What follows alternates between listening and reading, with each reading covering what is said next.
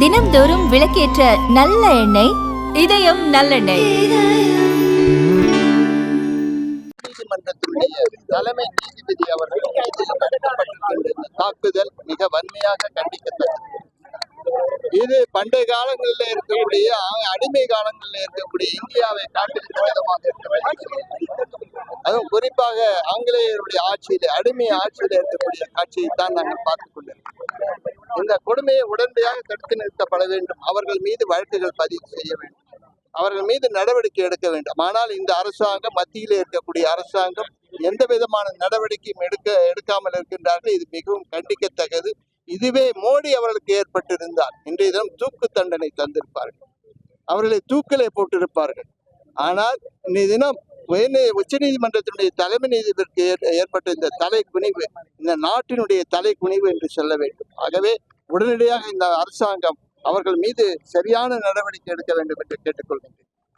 அதே போல பல்கலைக்கழகத்திலே மாணவிகளுக்கு ஏற்பட்ட துன்பம், வெளியிலே சொல்ல முடியாத துன்பம், வெளியிலே பேச முடியாத துன்பம் என்று சொல்ல வேண்டும். அப்படிப்பட்ட துன்பங்களை எல்லாம் ஏற்படுத்தி கொண்டிருக்கக்கூடிய ஆசிரியர்கள் மீது நடவடிக்கை எடுக்க வேண்டும் என்று மாணவர்கள் போராடுகின்றார்கள். அந்த போராட்டத்தை தடுக்க வேண்டும் என்பதற்காக காவல்துறையை வைத்து அடித்து உதைத்து அவர்களை காவல்துறையில் சிறையிலே அடைக்கின்றார்கள். அவர்கள் மீது வழக்குகள் பதிவு செய்கின்றார்கள்.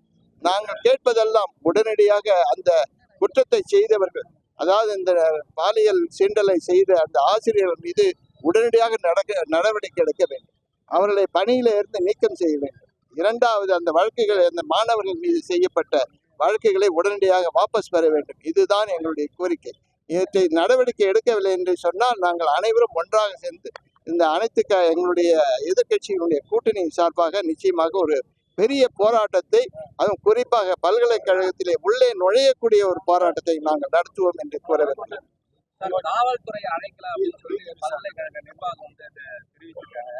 அதாவது அங்க இருக்கக்கூடிய காவல்துறை அதிகாரி அவர்கள் அவருடைய போனே எடுத்து காட்டுறாங்க. அவங்க கூட்டது, அவங்க பேசினது, அவங்க உள்ள போனது எல்லாத்தையுமே காட்டுறாங்க. அதாவது பல்கலைக்கழகம் கூறுவது தவறு என்றுதான் சொல்ல வேண்டும். ஏனென்றால் காவல்துறையை அழைத்தது பல்கலைக்கழகத்தினுடைய நிர்வாகம், அங்க இருக்கக்கூடிய அதிகாரிகள் தான். அவர்கள் தான் அழைத்து அவர்கள் மீது நடவடிக்கை எடுக்க வேண்டும் என்று கூறியிருக்கின்றார். முதலிலே அங்க இருக்கக்கூடிய ஆசிரியர்கள் மீது நடவடிக்கை எடுக்க வேண்டும். யார் இந்த குற்றத்தை செய்தார்களோ அவர்கள் மீது நடவடிக்கை எடுக்க வேண்டும். அது ஒழுங்கு நடவடிக்கை என்று சொல்லக்கூடிய அந்த குழுவிற்கு உண்டான தேர்தலை நடத்தப்பட வேண்டும். அதிலே மாணவர்களையும் சேர்க்க வேண்டும். அதுவும் யூஜியில இருக்கக்கூடிய மாணவர்கள், பிஜியில இருக்கக்கூடிய மாணவர்கள், டாக்டரேட் படிக்கக்கூடிய மாணவர்கள் என்று ஆளுக்கு ஒரு பிரதிநிதி தந்து அவர்கள் அந்த சிறப்பு கூட்டத்தை நடத்தப்பட வேண்டும். அப்படி இருந்தால்தான் அந்த ஆசிரியர்கள் மீது நம்மால் நடவடிக்கை எடுக்க முடியும். ஆகவே அதற்கு உண்டான நடவடிக்கை எடுக்க வேண்டும். அதற்கு முன்பாக இந்த குற்றத்தை செய்தவர்கள் என்று நம்பப்படுபவர்கள் மீது நடவடிக்கை எடுத்து அவர்களை உடனடியாக சஸ்பெண்ட் செய்ய வேண்டும். அந்த இடத்திலே பணிமாற்றம் செய்ய வேண்டும். தீபாவளி பண்டிகை நெருங்கிடுச்சு, ஒன்றும் ரேஷன்ல இலவச அரிசி வழங்கல, இலவச தொகுப்பும் தரல, எப்படி பாக்குறீங்க?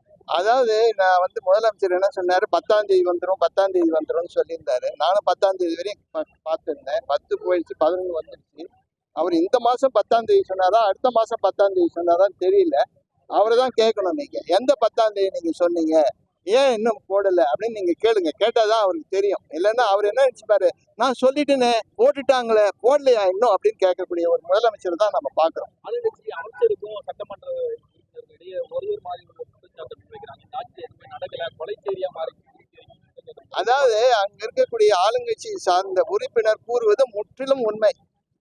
நீங்களே நல்லா யோசனை பாருங்க. ரெஸ்டோ பாரு, நாங்க சொன்னோம் பள்ளிக்கூடத்துக்கு எதிர்த்தாப்புல, காலேஜுக்கு எதிர்த்தாப்புலாம் திறக்கக்கூடாதுன்னு சொல்லிட்டு. இன்னைக்கு பாத்தீங்கன்னா அங்க இருக்கக்கூடிய கேவிகே பக்கத்துலயும் வெட்டினரி காலேஜுக்கு பக்கத்துலயும் அந்த ஒரு ரெஸ்டோ பாரை ஓபன் பண்ணிருக்கிறாங்க. அவருடைய தொகுதியில அவருடைய அனுமதி பெறாமலேயே அவர்கள் திறந்திருக்கிறாங்க. நான் என்ன கேட்கிறேன், முதல்ல அந்த இடத்துக்கு தேவையா? அந்த இடத்துல யார் இருக்கிறாங்க? எதுக்காக அங்க போய் திறக்கணும்? அது காரணம் என்னன்னு கேட்டீங்கன்னா, அதை திறந்தவர் அந்த உள்துறை அமைச்சருக்கு ரொம்ப வேண்டியவர்.